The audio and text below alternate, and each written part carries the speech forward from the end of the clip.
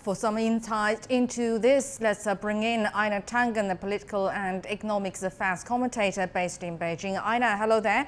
Well, a CNN tally says the Texas tragedy is the 30th shooting at a K-12 school in the U.S. this year. And since the Columbine High School shooting in 1999, the U.S. has dealt with parents' fears over campus safety. So why are parents' concerns being ignored? And why are such crimes so frequent? Well, Doning, I mean, this is not the first time you and I have had this discussion after another senseless shooting. 10 days ago, we did the same. Quite frankly, it's a cycle. You have people who are, they have misplaced hatreds. They then, people buy guns because they're afraid the government can't protect them.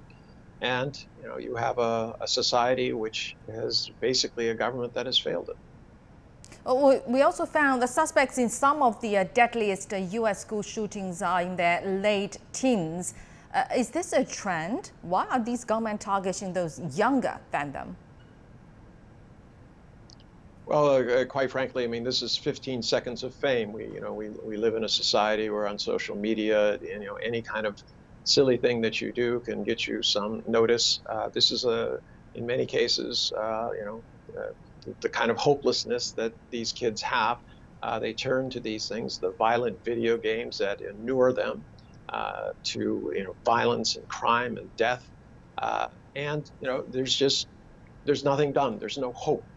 I mean, if these kids had hope and they saw in the future that there was something better, they wouldn't do that. So, you're going to see more of these, unfortunately, not less. We talked about that last time. Kids around the nation who feel disaffected, disenfranchised, hatred, picked on, they're going to see this as a way out. Right, and we have to come back to the very old question that we discussed for multiple times already, the gun control. Biden has once again called for gun reforms, and he said, quote unquote, time to act. And past presidents have also made such calls over and over in the past 2 decades, but no changes happened whatsoever. So why is it so difficult to enact gun reform laws in the U.S.? Well, there's this the idea of the constitutional. They also call it cultural. The gun is the great equalizer. But in essence, the government has failed its first test. The government is there to provide a place of safety and order. In the United States, that has failed. So people are afraid. They buy guns, and then those guns are used in these senseless tragedies. So at this juncture, it's ironic. Donald Trump, Ted Cruz, and Tony Abbott, the governor of Texas, were all due to speak this Friday at the NRA, talking about the need for more, relaxation of the ability to have guns, carrying them without certification.